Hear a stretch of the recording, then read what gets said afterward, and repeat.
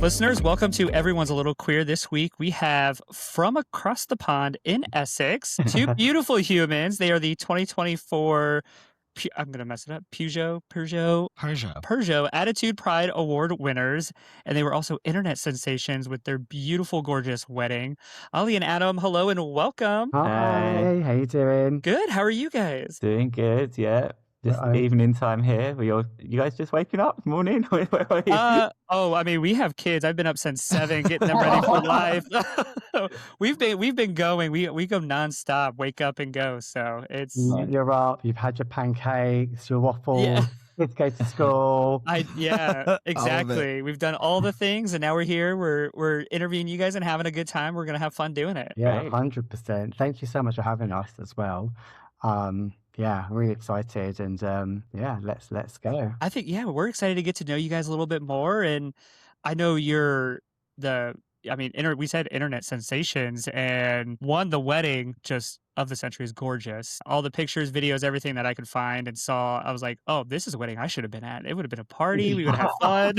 It did look like a freaking party. I love a party. Yeah, right. Good wedding. We went all out. Well, you have to. You're celebrating love, and your love is one that I think is what sparked the biggest internet sensation. Being Muslim and Jewish, that I think is what has really sparked everybody's conversation on the two of you. Yeah, definitely. I think, when we got married, like being Muslim and being Jewish, like our cultures just kind of fitted together. So the time that I met Adam, so we've been together for nearly 9 years, everything just kind of just slotted in together, from our cultures and the food, the music. We visited Israel, so we went to Tel Aviv, and it was the first time that I'd ever been. Didn't really know what to expect, because on the telly all you would see are, the bad side of like rockets flying in, and I just thought, and I was saying to Adam, am I going to see rockets flying in the air? It was like, no at all. I was like, okay. And we went, and it was beautiful. And then Adam visited Cyprus. That's where my family's from, so northern Cyprus. Yeah, it was, the cultures just really just blended, and there was nothing but love there for one another, and the cultures and the families as well just got it. They just blended. We would make this joke where people are saying goodbye at the door, and it's like a 10-15 minutes goodbye, where normally when we're saying bye, we're like, yeah, bye, shut the door. Yeah. Whereas, when it's like a Turkish or Arab or Jewish family goodbyes at the door, they take about 10 minutes because they start this new conversation again. Yeah. People just don't get it. Yeah. I find we do that here too. I come from more of an Italian background family, and so anytime anybody just saying goodbye or we're leaving or it's a whole nother, we just start talking again, and then you're like, oh, it's been 20 minutes. I really got to hit the road. So I love that. Well, let's go back before the wedding, before everything, get to know you guys a bit. Adam, growing up Jewish, when did it occur to you that, hey, maybe I like boys, I like men, this isn't for me? And how did that go as you were coming out through your religion, everything like that? Yeah, so I think I was probably about 11 or 12, I started feeling something different. I couldn't quite put my finger on it, or thought it was just a passing phase, and it wasn't like I knew what being gay was, but I'd never knowingly met someone gay. I didn't have any gay role models, so I didn't know enough to say I was gay.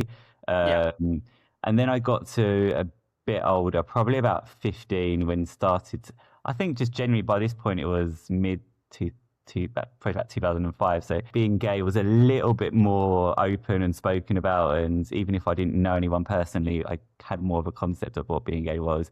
And that's when I really realized, I think, hey, this isn't a phase. This isn't going anywhere. I am gay. Yeah. And I, at that point, told my best friend, who was my girlfriend. It was my girlfriend. Then became my best friend. Is now she's married with a wife and a child as well. And I think I told her I'm gay. She was like, yeah, I'm a lesbian. I'm like, okay, this is weird. Oh.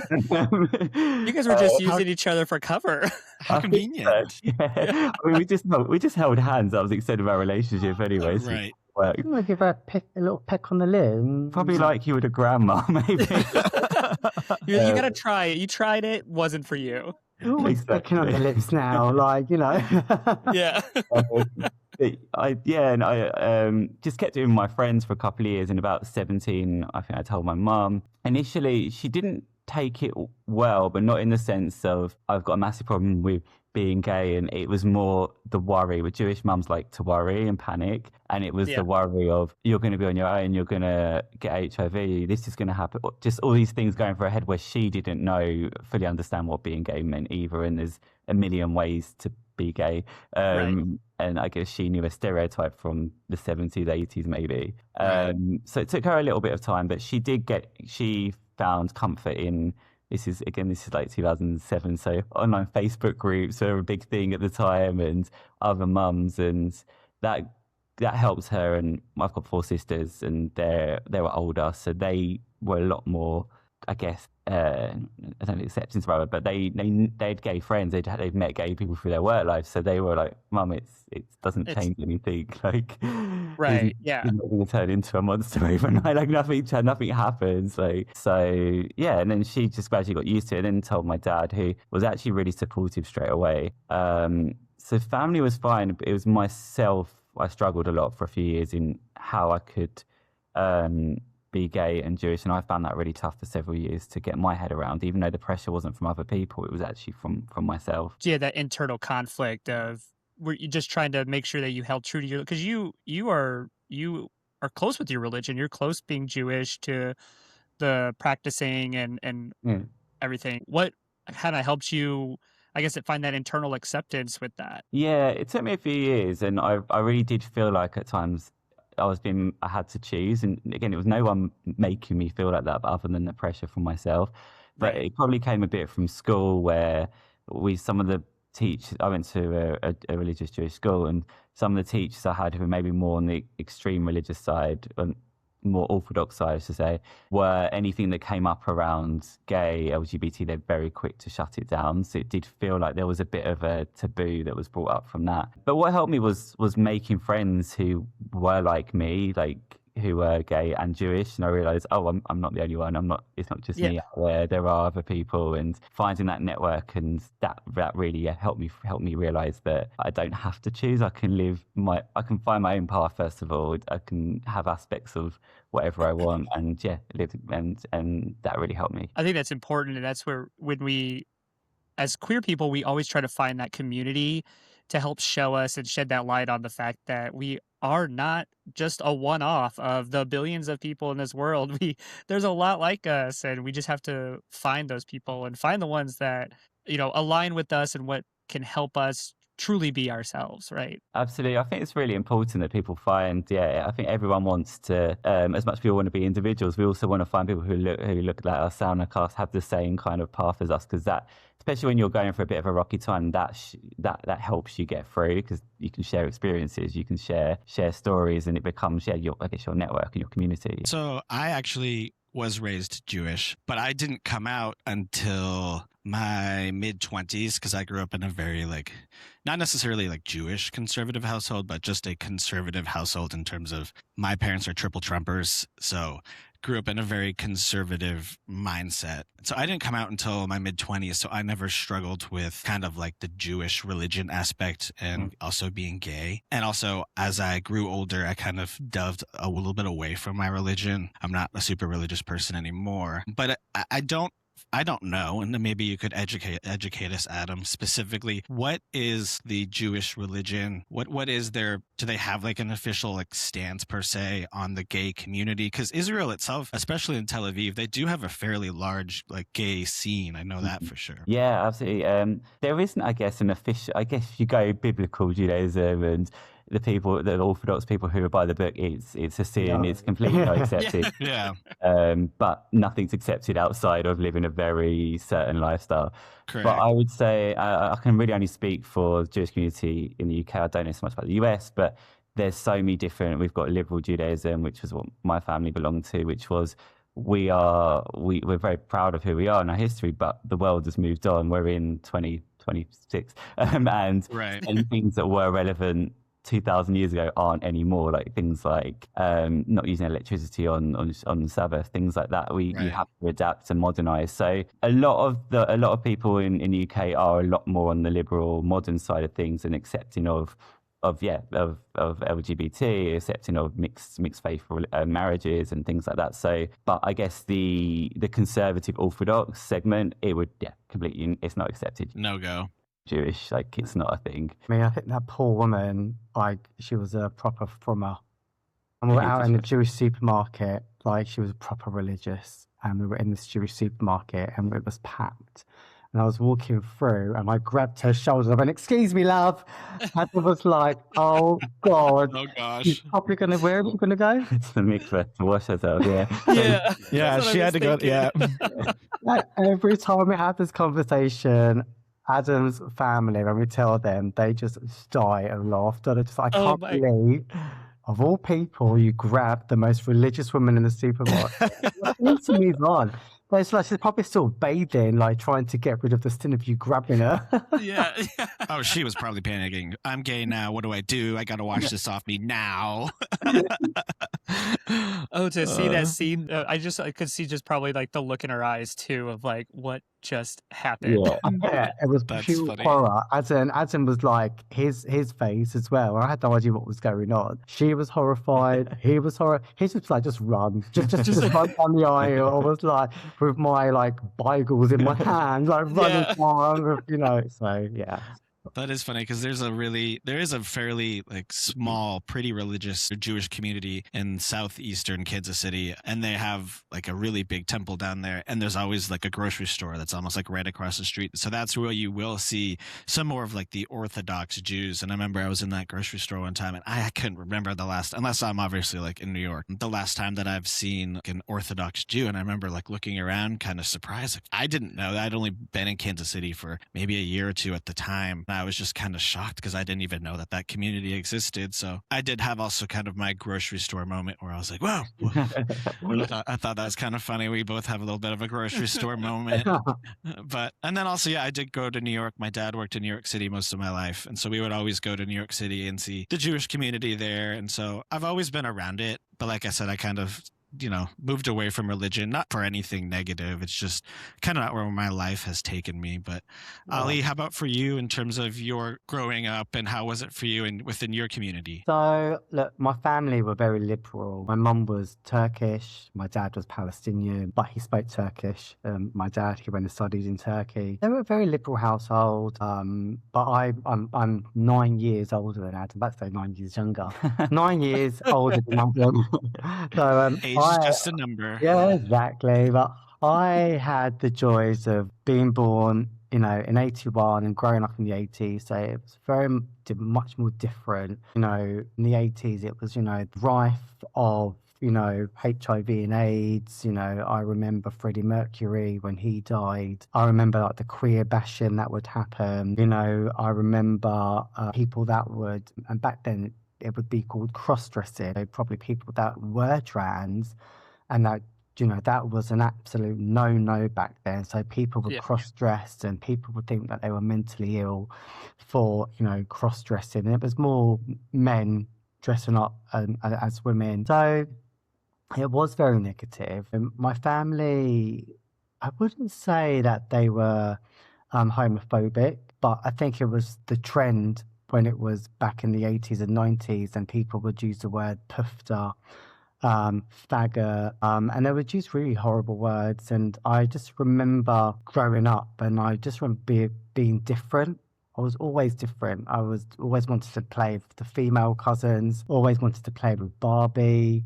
I was never interested in playing with the boys and being rough. I was always wanting to be, in the girls' surroundings. And there are people, I think, in the family. Now, my uncles, my dad's brothers, a lot of them were married to English women. So having the English aunties in the family, they knew I was different, and they knew I was gay. They knew I was camp. They knew I was feminine.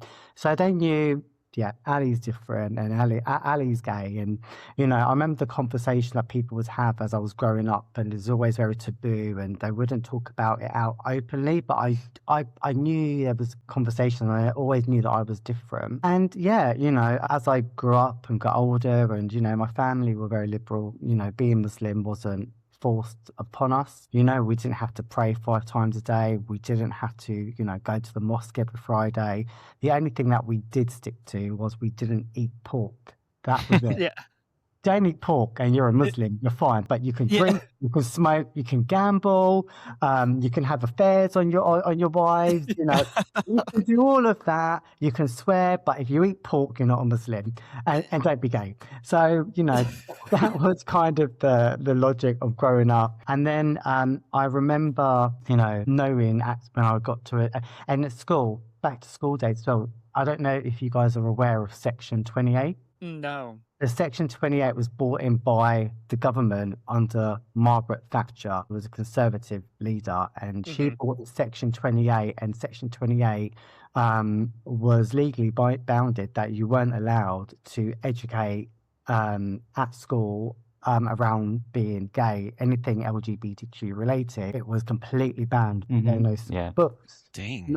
You could only promote, I think it was even like you could only promote male and female, I feel the word, mixed sex relationships, but like whereas a married couple as well, you couldn't even go into like single parent families or blended family. It literally had to be. Oh, that sounds like the Yeah. shit that they're I trying was to do gonna say, here. it sounds like you had your own version of Donald Trump back in the day.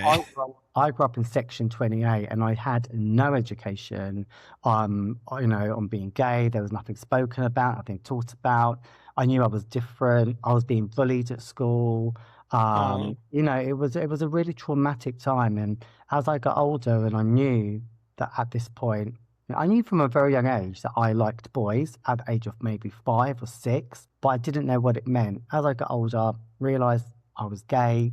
I'm in my teens now. I'm being bullied at school. I'm being beaten up at school. I'm having bags of chips thrown on my head.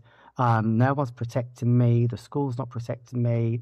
I couldn't go home and tell my parents that I was being bullied at school. I mean, what do I tell them? I'm being bullied because I'm camp and because I like boys. And Yeah. so it was, I had a really unhappy education. I was really unhappy at school, and I just used to just decide if I just wouldn't go in, and I just would bunk off school and just wouldn't go to school. Bunk off means I would, You like skip it.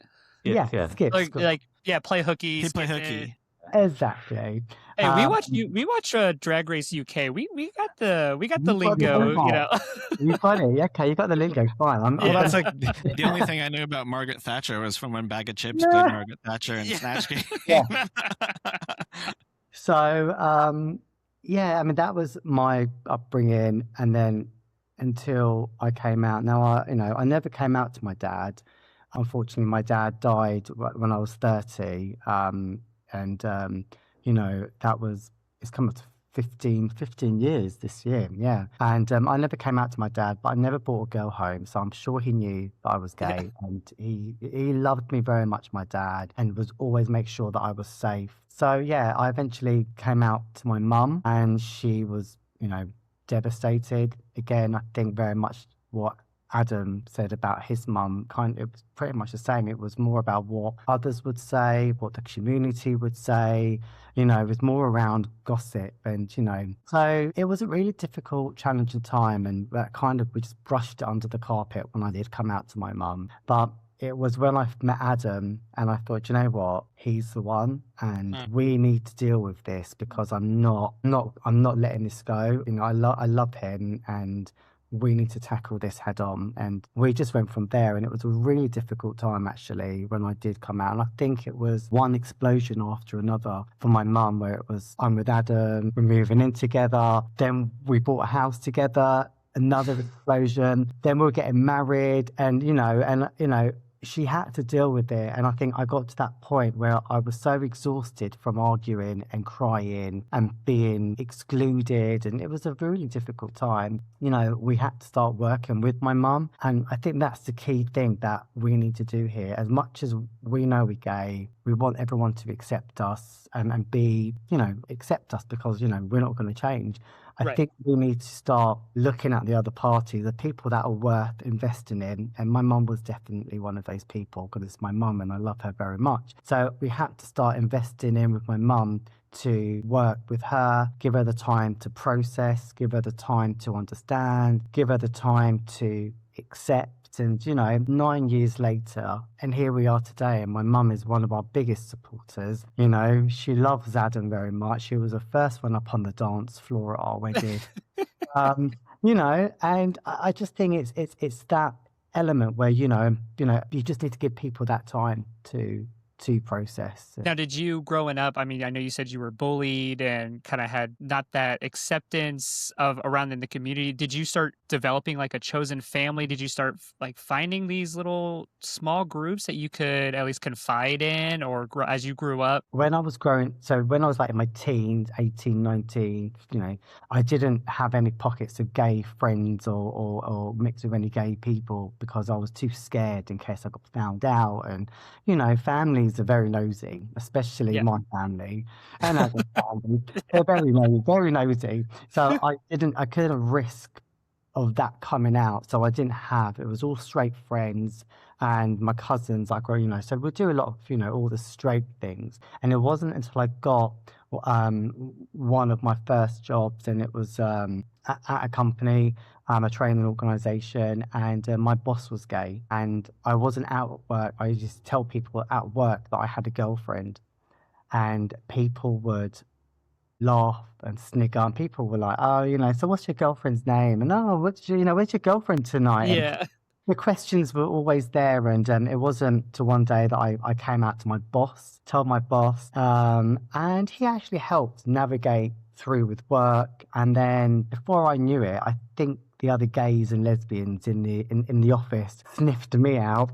Yeah. And the next thing, we were out, I did tell them, and they took me out to Soho, and they took me out and I had the best night of my life, and it was just great. I remember being up on that dance floor singing, I'm coming out, Yeah. I want the world to know. And like, it was such a moment. And and then I did have I had two boyfriends before Adam, and they were secret. They weren't known. No one knew about them. So that is the reason why those relationships completely broke down, because Mhm. they weren't part of my life. I was living two separate lives. I was very much included in their family and in their life, but they weren't included in mine at all, which, as I've gotten older, I look back and I think, yeah, that's completely wrong, because I wouldn't want that. I'm with Adam now. Right. I wouldn't want to be excluded from his family and his life. I'm very much part of his life. So I totally get that. And I always say to people, if you're in that closed closet stage and you've got a boyfriend, you need to make that choice, really, because the other party is going to eventually get to that breaking point where they're just going to be like, I've had enough of this. So rather than dragging your heels and going through a 5, 6, 7 year, 8 relationship, where one party is not involved as the other, that's a bit of a recipe for disaster. And I've been there, and Yeah. and you just can't live your life like that. You need to be completely open. So yeah. Well, I mean, as hard as it is, at the end of the day, it's not fair to the other half of the relationship. And so, I understand where, I had a couple relationships too in my past where nobody really knew, especially in college. Like, I wasn't out in college, but only a few people knew. And there was like one relationship that I had, and they were out having, living their life out and proud. And I obviously was not. And so, we really only kind of hung out, in my apartment in a very safe, closed environment. And eventually they were kind of like, yeah, I'm not going to do this. And I don't blame them at all, because it's not fair to them. You don't want to hold them back from living their life. And if they can embrace their, authentic self, then it's not fair to try and keep them closed in your closet. Completely. And I think this is why it's so important that we have these conversations, and to try and educate the younger queer community, because there will be people, be Muslims, be Jews, where they're probably sat here watching this thinking, that is completely me, that is me, and it's not to scare anyone off. I mean, if you're in a closed relationship and that's your Right. space, that's fine. You know, I'm not telling you to go and come out to your family and Right. be kicked out on the street because we don't know people's circumstances. It well could be that they can't come out because, you know. Right. I mean, everybody has, and that's a big thing, right? Everybody has their own journey. Everybody has their own story. And, you know, yeah, we're not here to preach to you on what you should do and how you should live your life. Right. But that's the whole point of this podcast, is telling these stories in the hopes of inspiring, maybe, like you said, maybe there is somebody out there who is Muslim or Jewish and is hearing your story and kind of coming to terms with, well, if they can do it, maybe so can I. And then they can start to live their authentic self. So, well, I love that so much. Yeah. Yeah. And that's what we're here for. That's what we're trying to do, is just to show the world that you're not alone in it, right? Just like Adam, you weren't alone. You found this community that was wrapped around that, you know, in all essence looked like you. They were gay, they were Jewish, they were living both coherently, and it's possible to do that. So now you guys have obviously wedding, we've blended our families together. How does your religion blend into each other? Are you guys like, did it blend well, or was there some learning curves? Yeah, I think we celebrate like different festivals together. Like I think we both very much want to share it with each other. It shouldn't just be I do this separately, you do that separately. It helps we both don't eat pork, so that's a good starting point. That was always an easy one. Over the years, yeah, we both like learned things from each other and learned our different family traditions. Even then, it goes further. It's not just because not every Muslim does that festival the same, every Jewish, but everyone's got their own family ways of doing things as well. The families of the same religion would be alien to them as well. Like Right. you do. So we just taught each other really along the way and asked lots of questions and said things completely wrong, like in terms of the way we pronounce something. Like, you know that thing, and you'll be like, "What's that thing on the door that Jewish people have?" I'm like, "What do you mean, a menorah?" I'm like, "Yeah, you mean a menorah? That's it." It's just like little funny things along the way where we tried our best to learn from each other. Yeah, I put a mezuzah. My dad went to Israel a few years ago, and he brought home a mezuzah, and we put it on the door. And I remember he was just looking at me like, "Oh, what?" And he also, like, you know, little things that are like when we do Hanukkah every year. I still make sure that we celebrate Hanukkah every year, and our kids are very curious about it, and you know they try. But there's so many times I'll be, you know, reciting the prayers, and he just kind of looks at me like dumbfounded. But it's fun. It's fun to be able to share that, and also bring my religion. You know, like I said, I'm not super religious, but bring those more like traditions per se into our relationship and into our children's lives. And I think it's fun to build new traditions through, you know, y'all's different religious experiences, and now kind of build that as a family, the two of you guys. Well, Adam, let me get it. I'll be back in Tuesday. Okay, yeah. No, it is so cute as he grabs that. It's so cute. Like, our son will try so hard to follow Mark in with the prayer during Hanukkah every night. I got it on video a few times, and it is the cutest thing. And then his friends have started coming over, and they've asked about what's that thing on the door, like, and it's been there for years. And we just recently had one of his friends who is over all the time. They're like, "I just noticed there's a rock on your door," and I was like, "Well, it's not a rock." Like, trying to explain. Talking of Hanukkah, so this is Adam's menorah, okay? Oh, So how pretty. you've got this lovely little funky menorah, colourful, very heavy metal. Beautiful. And let's he see gave Ali's. me this. That is my menorah. So that's the one I like compared to Adam's lovely one here. So, you know, How many menorahs do we have? We have, I think, we have 3. Because there's one that's like penguins, and that one's super fun. It's like penguins dancing around. The shemach is like on one end, and it's like a penguin upside down. And the kids love that one, so they like that one. And then I've got one from a kid when I was a kid that's more kind of like ornate. And then there's one that, because we have 3, so there's one for each of us, because the kids they need to light their own. But it's just fun to kind of build those traditions with the kids. Like, it's all fun. Like we celebrate with a Christmas tree. Like, it's just fun. Like, things that are nice and happy. And not every festival is like when you're fasting for 25 hours. That's not so fun. But the fun festival is nice to just celebrate things. Oh, yeah. I was never like a holiday person. Even when I had kids and just being on myself, I'd do like one Christmas tree, would decorate a little bit, whatever. And then here comes Mark into my life, and he's like, "We need 3 Christmas trees. We need to decorate this." If he could, every room in this house would have its own dedicated Christmas tree. And everyone kind of is so curious, because I'm like, a lot of times people ask like, "Well, what religion are you?" And I like to say I'm Jewish with an emphasis on the ish. Because I grew up, my mother, she was Methodist. Yiddish growing up, and my dad was actually Jewish, which is kind of opposite how it's supposed to go. But my dad insisted that we were raised Jewish, and so we went to Hebrew school, and we did everything. I had my bar mitzvah. I was actually b'nai mitzvah because I have a twin sister, which was great because I only had to memorize half of a Torah. But from there, though, like I always grew up celebrating Christmas, and it was like just so much fun. We did Hanukkah too, but then like as a Were you allowed Christmas trees in your house with your dad? yes. Okay. But Adam, So like, yeah, like we grew up like, and I also grew up in the northeast of outside of Boston, and so we would go cut down our Christmas tree every year as part of the tradition. Is you'd go out to the literally these Christmas tree farms, and we would cut it down, throw it on the roof of the car. So I had all those traditions established around Christmas, not so much for the religious aspect, but it was more the traditions of like going to cut down your tree and put on some music, and we would decorate the tree, and those traditions I wanted to bring to our kids. And then slowly over time, I'm just like, now, you got to get garland on your railings and make it all pretty. And then I have a whole section for Hanukkah. We'll put the table out and like a whole couple shelves decorated, and he hates it. But it's just the putting it all up, knowing I got to take it all back down eventually. Yeah. That's where I'm at. and then his thing is Halloween. So he's a big Halloween freak. So, I mean, we get all the yard has like 12-foot Grim Reaper statues. And so when do you put your Christmas tree up? Because this is an argument we have every. Oh, I'm curious. I'm curious where curious, you what guys do stand. where do you stand? Adam?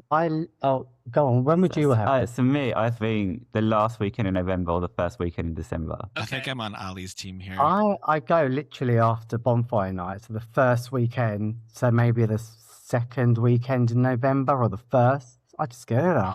The first, yeah. November 1st, if that Christmas tree is not up. We have a good routine now. It's taken us a few years to kind of like get it together, but we have a good routine now. So yeah, November 1st, we wake up. First thing we do is we pull all of the Halloween stuff. I put that away as he's pulling all of the Christmas stuff out, and it's one for one. As everything comes down, everything goes back up. My thing is, if I'm gonna like spend money and all this pretty decorations, like I want to get my time's worth out of it. I want to have it up and enjoy it, and maybe Adam, you can appreciate that perspective. But like, if you're gonna take it all out and decorate your house and have that moment, well, let's get a full 2 months out of it. I think though in the US, I feel like much more people go much bigger with all the festivals like Halloween, Christmas. Like, oh yeah, in the UK, it's like 20 houses of nothing and then a house lit up, and it's just so much more like that is our neighborhood though. Our neighborhood is like, we have probably about 40 houses in our neighborhood, and you can look at it and you're like, oh, some lights on the house or whatever, and then you're like, whose house is that? Oh, that's the gays over there. We have 20-foot now we have a 20-foot reindeer, snowman, and Santa Claus, just giant inflatables that sit in the backyard. That one of the teachers from the school texts me and goes, I only know it's the holidays because I can see it from my classroom. But we do go hard here on the holidays, and I love that. I am jealous of your Christmas markets though. Oh yes, that I'm jealous of. We don't have anything like that here. No, not at sadly. all. Well, wonderful. So, all right, wedding time. I want to talk about the wedding. Yes. Because it was beautiful, but I'm curious how planning for two different kind of religions blending to one wedding, because I'm not religious at all. The only thing really, we had the ketubah, we had that, which I don't remember who we got that from, but she was so kind. She overnighted it from Canada to us because it was a last minute. We forgot about it. We didn't really have to blend too much other than just.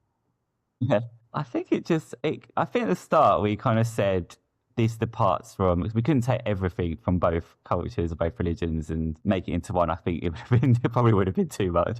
So we both kind of said what bits were really important to us, kind of shared it with each other. This is what this is what it means. Are you happy with this? And then we kind of built it from there.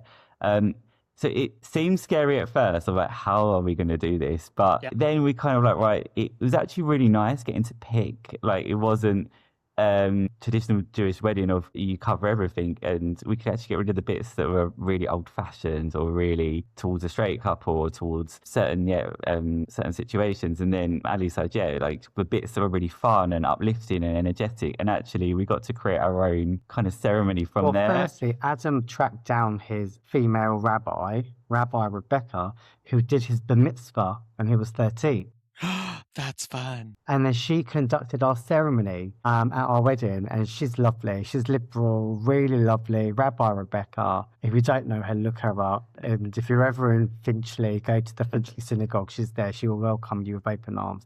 So he tracked down his rabbi. So that was really special. So we had his female rabbi come down. What a full circle moment. We met with her lots. She did lots of planning with us, and you know, she gave us lots of lovely ideas. And I did reach out to an imam that we do know. I do know, and my family knows. And you know, he was happy to do a behind the door blessing, and I was like, no, like I'm getting married, and I want, you know, I want my religion there for you to bless me. And he wouldn't, which, you know, so my sister and my cousin, you know, they did the Turkish blessings for me. So we had the Huppah.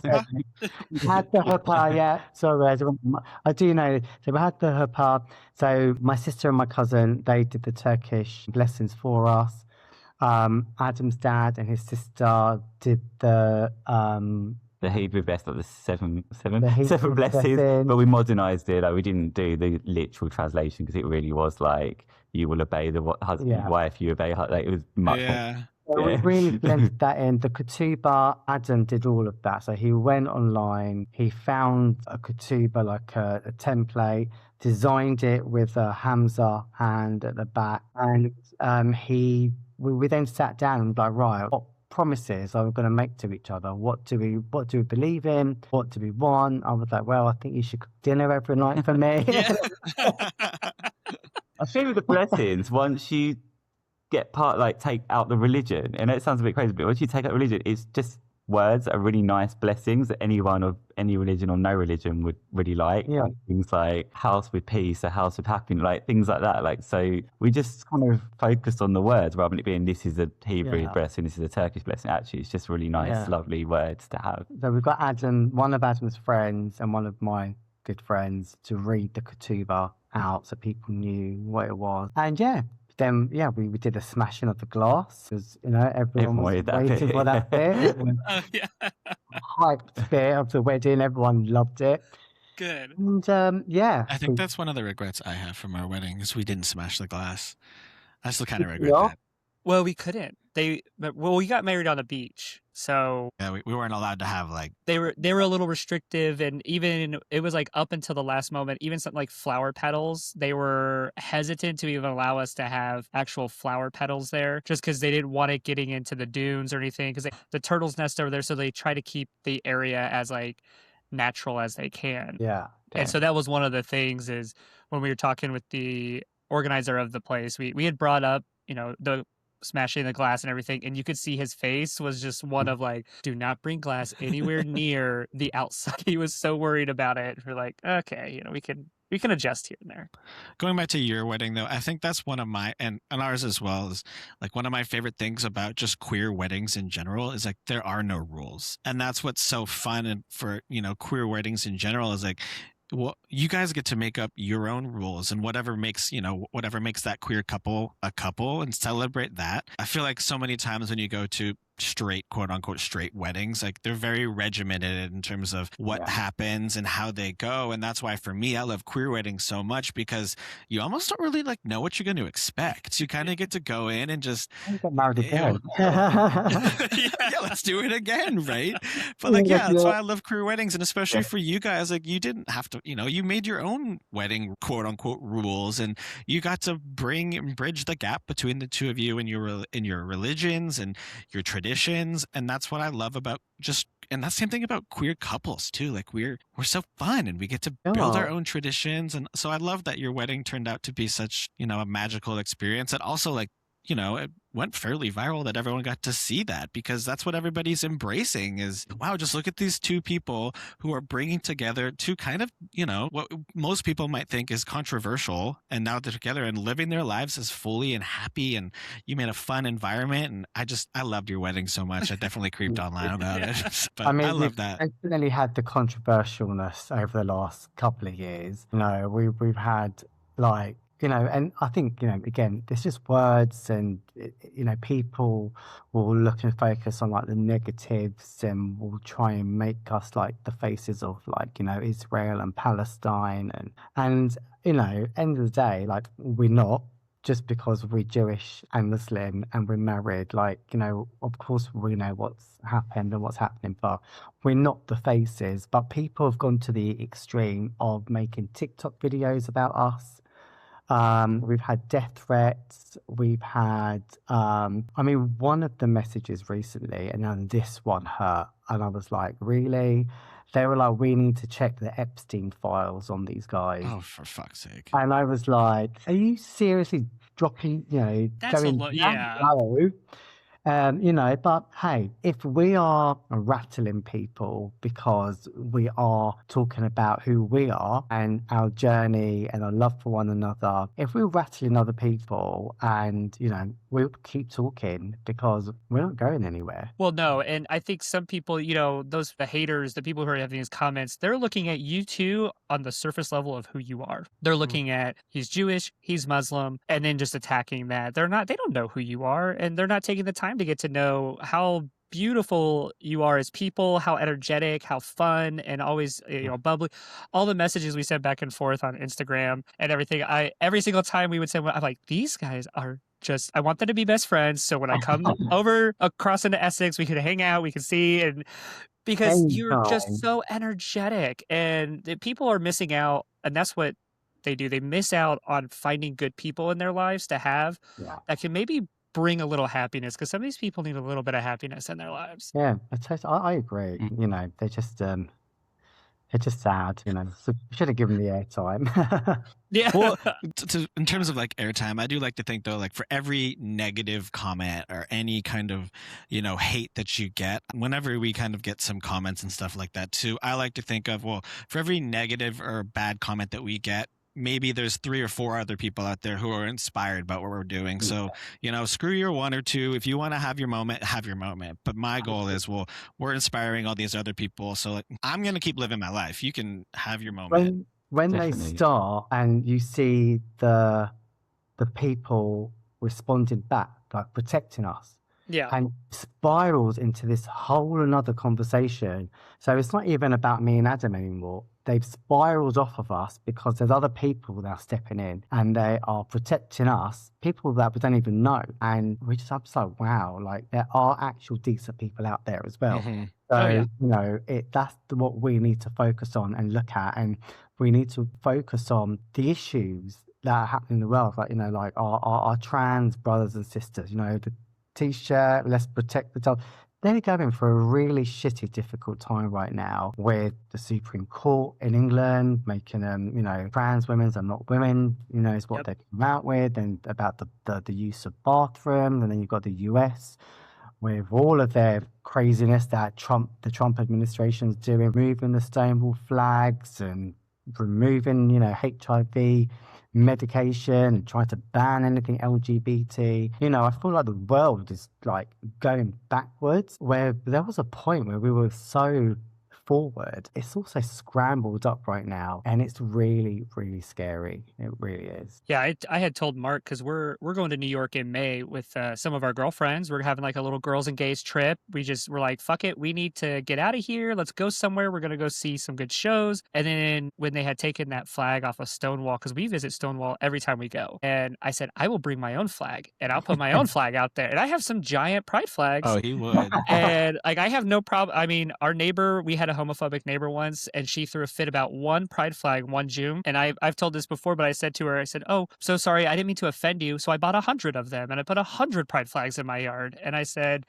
if one bothers you, then this is really going to piss you off, but it's going to be visible and everybody's going to see it. And yeah, good for you. Having our visibility out there, doesn't matter how hard somebody, an administration, a Supreme Court, some jackass, but at a desk in a legislator house, we're not going anywhere no matter how hard they try to erase us. We can't be erased. And everything from the 60s, the Stonewall riots, civil rights, all the way until today, as they keep attacking trans people. And it's not just here in the States. Obviously, we're heavily, state media here in the US, but we do a lot of research for our other episodes, our news segments that we do. And it's just like you were saying, it's over in the UK as well. And Mm. it's just this narrative. There's so much other shit that they could be worried about, but they're coming after trans people for Yeah. what reason? And also, there's such a small percentage of the population Mm. that, like, it makes me so mad that that so much is targeting such a small group of people that doesn't affect literally how we all just live our lives. And mean, that's how is it gonna, even if you're like non-binary, for example, and you want to be called a they, and maybe people don't understand the non-binary, maybe people don't understand trans, maybe people don't understand being gay, but if it's going to make that person happy for you to call them a they, or see them as a trans man or a trans woman, or respect them for being gay, how is that going to interrupt your life and your day for you to call them what they wish to be called and what they are? right. Spoiler alert, it's not. Yeah, I mean, it's just, the key thing is to be kind and just respect people for who they are, and what they want to be, and people don't understand. I always often say this to people because people question me about me being gay. Oh, when did you decide to be gay? Hang on. I didn't wake up one day, and neither did Adam, and neither did Bernard or Mark. Neither one of us woke up one day and pushed a button to be gay. Right. Well, that's what I say is, do you think, Ali, would you have chosen, right, if this is a choice, yet you chose to go to school and get bullied and get beat up on and literally be tormented? You chose that, right? No, like, we didn't choose to be going through all the hardships that we did to embrace and become who we are. It's not a choice. Yeah, 100%. So it's not a button that you get up and push. It's how it's like, oh, God said, baby, I was born this way. Yes. I almost wore that shirt. Yeah, right. I have that tattooed on my arm. Yeah. So, real quick, I want to backtrack for a second. So we're going to New York, and I need a quick. Let's change it to a little bit of a happy moment, real quick. How did you guys feel? I know you just recently saw Titanic, so I want to know your opinions, because we saw Titanic in New York when it was off Broadway as like a small show, and it's coming back as a big production now on Broadway. So that's one of the shows that we're going to go back to see. But I want to know what you guys quickly thought about Titanic. I love it. It's the funniest thing I've ever seen. Honestly, it was incredible. Best show I've ever seen. It's so chaotic. Yeah, I love the chaos.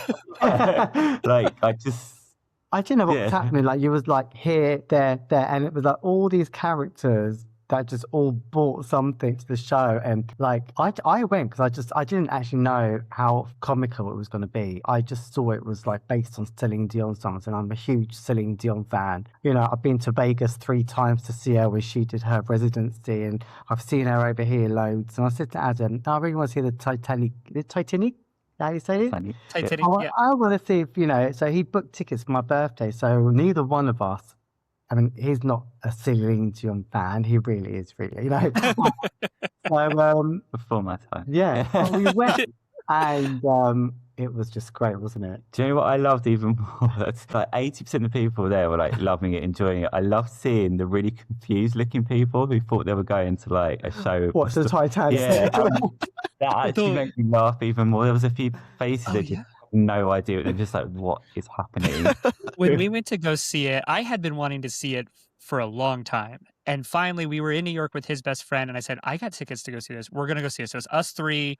We're like front row, just a little bit to the left of the stage, and they're coming out. And she says something about everybody sing along with me if you know this, right? I don't remember what song it was. She goes, and I know you all know it because everyone here is gay. Right. And it took me back, and I turned around and I looked, and I went, oh my God, yeah, no, everyone in here is pretty gay. Like, you had like daddies in harnesses with big old leather boots, and I was like, you gotta look, turn around and look right now. I was like, this is amazing. And same thing, you would see some of the people sitting around that were just like questioning what was going on. Like, they didn't they were like, oh, I thought I was going to see Jack and Rose and actually survive the door. And yet you have Celine Dion out here who's just chaos. all throughout. It's perfect. Well, that's why when my, fairly conservative mom was like, I'm going to go see Titanic, I was like, God, I'd pay to be a fly on the wall for that. Get your panty hole down, love, because you're not going to see the original. Yeah. Right? She turned out, she said, oh my gosh, she loved it. I was shocked, but I just quickly wanted to know your opinion. I saw you just saw that the other night, and So happy belated a birthday. question from us. So when you go to New York, do you go to Cat's Deli? I have a couple times. Yeah, we've got a couple times. It's always just out of the way. I used to go when I was younger because it was close to where my dad's apartment was. And I mean, maybe it's just because I have literally almost lived in New York for part of my life, going back and forth. But you'd find kind of some more smaller, like Jewish delis that aren't as touristy per se. That I think were better. I like Cats. I think We there's had some better ones. Cat's Mill in there one day, and where else did we go that same day? It was a day of remember eating. nearby We went somewhere, somewhere yeah. else, and we ate just like food all day. I And feel like went that's my favorite part of New York is I Yeah. love Yeah. we always find a new restaurant that we can. I mean, we have a couple of our favorites, but yeah, there's a few that. But I love Italian food, so I always find these Italian restaurants. And I'm like, I just want to keep going back there because the food's so Yeah. good. Adam proposed to me in New York. Yeah. I love that. Where? At Central Park. Oh, Fountain. Yeah. Oh, fun. that's so cute. I love Oh, it. Yeah. I feel like Yeah. every time you go through Central Park, you're always kind of like, is someone going to get engaged? Yeah. Like, people watching. I remember when I was a kid, we would do like every now and then we'd do one of the carriage rides in the park, and you'd always see someone in the carriage like getting engaged. And deep down, I was like, oh, I can't wait for that to be me one day. But And who proposed here? that I did. I proposed to him. That was our. That was the rule. That was the rule because I had been married before and it was not a great marriage, and so I was a little jaded on the whole being married again. I was like, I didn't see a point in it or anything like that, so I didn't mind being together. We lived together, our lives were very much integrated, and it was just always something. And then for my 30th birthday, I took myself on a 2-week backpack trip to Italy, and I went all up and down everywhere. And I remember it was like halfway through that trip, I think I was in Naples, and I just remember I was sitting in a cafe, drinking wine, eating pasta, and kind of in tears, just like, fuck, I love him and I can't be without him. And then I got online, bought a ring, started calling his family from Italy, and was like, I'm coming back. I'll come back and see you, and asked, talk to you about marrying Mark and to his sister. well, he went and asked for permission. Yeah, I did the whole That's cute. thing. So that was our deal. And then I asked my kids for permission before we did it, and my daughter and my son, looked at me and were like, "Oh, well, he lives here. I thought you were already married." And I was like, "No, you guys would be there if we got married." And like, "Oh, okay, cool." And that was it. Like, literally, that was the conversation with our kids. That you like asked the Yeah, that's family. really cool. That's really Yeah. cute. Like, I mean, Yeah, we didn't do that, but we didn't tell, as much as I wanted to tell everyone when we were engaged. Adam was like, no, let's tell our parents first. And yeah. that's what we did. We came back straight from New York, and yeah, we told Adam told his mom. What did she say? I need to talk to you. And she said, what did she say to you first? You're engaged. She said you're moving to New York. I You're think. moving to New York. Well, I wish. No. You're engaged. He was like, yeah. Yeah. Oh, I love that. That's so cute too. Yeah. And Central Park is so cute. Like, it's such a cute area because it's just fun. It's very romantic. It's very romantic. It is funny though, because he proposed to me going back to Christmas. He told me we were going to look at Christmas lights because he knows how much I love just to go look and see how pretty the lights are. And we went to this like a botanical gardens that puts a bunch of Christmas lights up. And I remember at one point I was like, oh, look how pretty this is. And he is like dragging me through. And I'm trying to like, enjoy how pretty everything is. And he's almost at one point like pulling me through because he had a specific spot. There's a light segment that they had put up, and there was a compass in the middle of it. And so like that's where he was going to do it. I didn't know at the time. So obviously I'm just kind of like, wow, look how pretty everything is. And he is pulling. And at one point I was like, what's the rush? Like, I want to look at the lights?" And he was like, "Oh, we just got to go this way." And apparently our friend was the photographer. Apparently I looked right at her, went straight over my head, didn't see her at all. And Did Our you kids spot were one? often our kids are off in the background. So we had the kids in the background. I had this whole thing set up. I took 2 weeks to plan. I drove Wow. all over the city finding the perfect place for this proposal. Spent way too much money buying tickets into Christmas light decor places that I just do not give a shit about. And finally, yeah, we find this place and the photographer had cleared the area. She had texted me that she had cleared the area and moved everyone. And everyone was like, as we're walking up to it, they're all staring at us. And I am looking, I know what's happening. I was totally oblivious. And they're standing there. Everybody's watching and waiting. Our kids are in the background. He doesn't even see them. Didn't see him. And pulled him right over this compass because, like, the compass with the rainbow, obviously the rainbow for, you know, the pride and queer, but the compass, it was just the perfect spot because we love to travel. I know you guys love traveling. We love traveling. And that was our thing. So I'm like, this is like the perfect moment. Put him right in the center and just pulled the trigger and did it. And it was I was an ugly mess. I was ugly I was full on ugly crying, but yeah, it was magical. And it's Yeah, gorgeous that's really stories cute, like yeah. this that we need to keep sharing and talking. absolutely. Absolutely. Because you know, it will make the world a better place, and at least it makes us smile. Do you know what I mean? Yeah. I know we'll come off this and we'll be like, "Wow, what a lovely proposal!" And you know that attention to detail and having your kids there. Yeah. Well done. Well done. I Yeah. know. Yeah. I worked He hard did on good. it. I worked hard on it. Took him to dinner. Oh, that was the day we got Adele tickets too. Oh, we got tickets to Adele in Oh, Las Vegas. And I nice. have Wow. videos of him where like he's so excited, he's crying, and I have like videos of him where I've like tagged in it, and I'm like, well, he's crying because he got Adele tickets, but he doesn't know he's going to get proposed to here in about 6 hours either. There's The anything- unfortunate thing is we never even actually went to I- see Adele She because that's when she canceled. canceled it, Yeah. and we couldn't Oh, make it work I've with their never schedule. seen Adele.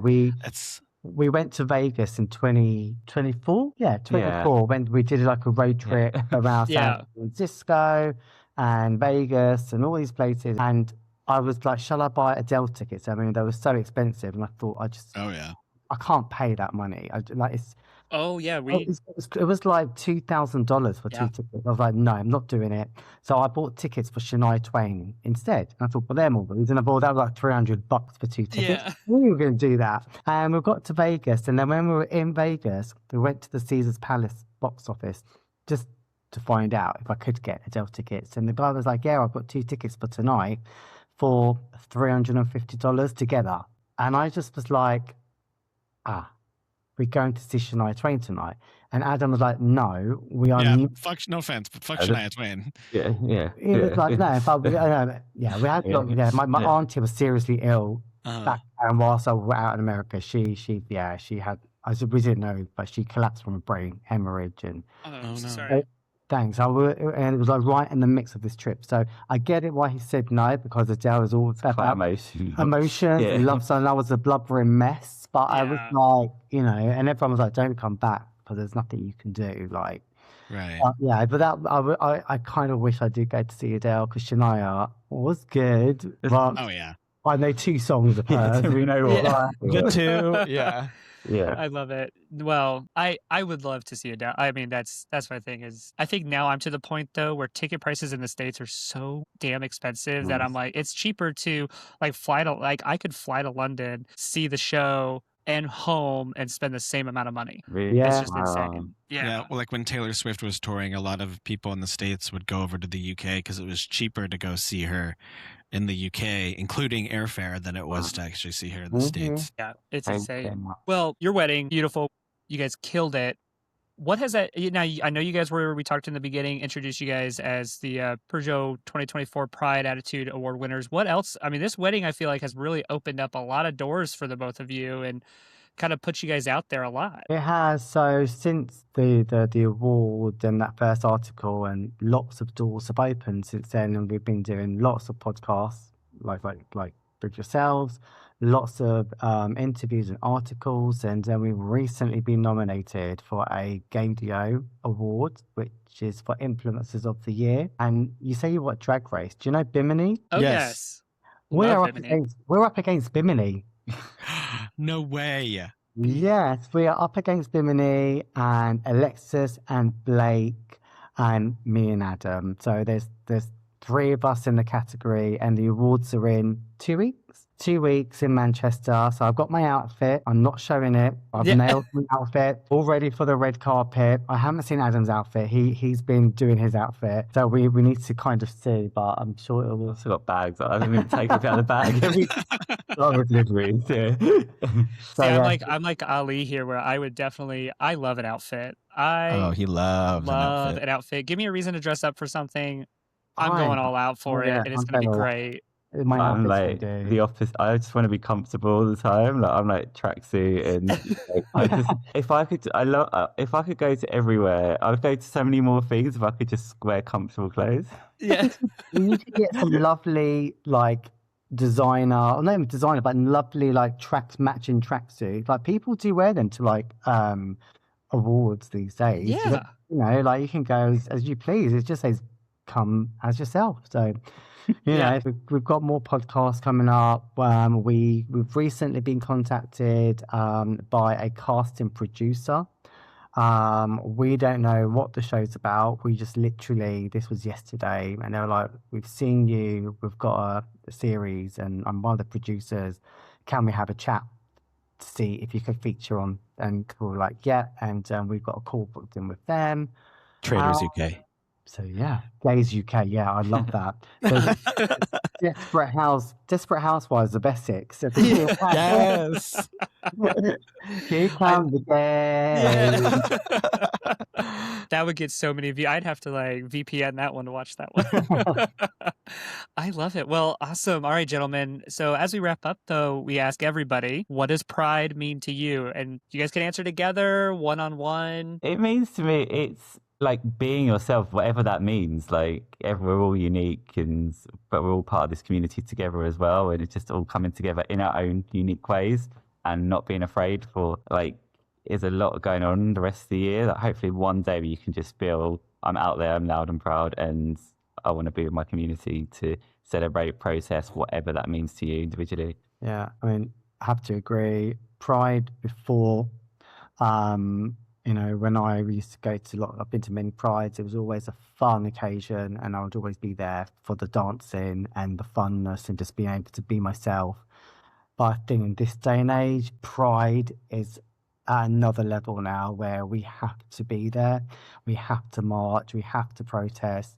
We've got so many people trying to erase the LGBTQ community and trying to shut our voices down in any possible way that they can. And I think pride to me now is a real demonstration where we have to stick together because if we don't, they will one by one wipe us off, and you know, and then after all the seriousness, then we can have a little boogie and dance. Yeah. Hell yeah. Yeah, absolutely. And that's it. That's the pride is just being visible, you know, being out there showing that no matter the adversity that happens because of laws passed or attempted to pass, or people that are around you writing hateful comments as they do when they just feel insecure in themselves, but it's maintaining that visibility and maintaining that strength of being yourself and saying, hey, I'm here because somebody's looking at you. Somebody is looking up to you, whether you know it or not, and having that pride in yourself. I love it. That's perfect. I love that question. Yeah. Are you going to Pride this year? Will you be at Pride? I don't know when is your Pride? KC Pride just announced. So the first weekend of June is when Kansas City has their Pride Festival. So we're probably going to make an appearance. I've never been to the Kansas City Pride Festival, but 2 years ago? No, last year. Last year we went to Last June we went to Provincetown for Pride, which was incredible. If you haven't been to Provincetown, Massachusetts, I highly recommend. It's like it's a little town on the tip of Cape Cod, and I've never felt more at home in a community. Like everybody's just gay and nobody judges you. It's the first place I've ever felt like you can truly just walk around and be 100% your authentic self, and not a single person will judge you at all for it, and they would embrace you no matter what. I loved it. I was like, I looked at Bernard and I was like, when are we buying a house? Let's buy a house. I pulled up realtor.com. I was like, okay, here's this is this much. Like, where are we going to move? We could be here. But we went to Pride in Provincetown, which was an incredible experience. And I'm excited to check out some more Prides. And this year is the first time we're doing two outside of the UK Pride. So we're going to. Have you ever been to Torremolinos in Spain? Nope. I want to. Really beautiful. It's very gay as well. It's very, you can be yourself, and it's so pretty. There's beautiful beaches, people are lovely, and so yeah. So we're doing Torremolinos Pride this year, and we are also in talks to be on a panel for World Pride. So World Pride is in Amsterdam this year. Yes. Yes. Yeah, I wanna go. and we are currently in talks because they want us to be on one of the panels. So we are just finalising some last bits with Amsterdam Pride, the World Pride, and I think it's pretty much 80% there that we will be at Amsterdam World Pride this year. That's so exciting. We That's- were going to go to World Pride last year, and then the election happened, and we didn't go to World Pride because it was in DC. And we're like, I don't want to be a part of that. So that's why we went to Provincetown instead. But well, how exciting! We just want to say quickly though before we go, I just want to say how appreciative we are for you guys being here. And now is your moment. Where can everybody find you, follow you? What else you've already talked about your awards you've got coming up and maybe some secret projects, but anything else you guys want to share? Where can people find you? So we've got a joint Instagram page, which is husbands_Ali_Adam, and that's ALI. Follow us on Instagram. We do get lots and lots of messages from people that always reach out to us, asking us all sorts of questions. And if you just need to reach out, do so. Either I or Adam will get back to you. And yeah, stay tuned. I don't really know what I don't know what's coming up, to be honest with you. My brain is so muddled. We've got so much. We're literally hopping from one podcast to an event to an article, and we're just enjoying doing all of this because it's just really important. Like I said, that we keep talking, all of us around, having these conversations to help the younger queer generation. Absolutely. Yeah. Well, thank you both so much for joining us today, taking time out of across the pond to work on the timing of it. It's been perfect, and this has been absolutely wonderful. We appreciate you both. You're so beautiful, and we can't wait to see everything that comes from you. Thank you so much. Love you all. Love you. Thank Yeah. you. Bye. Bye. Bye bye.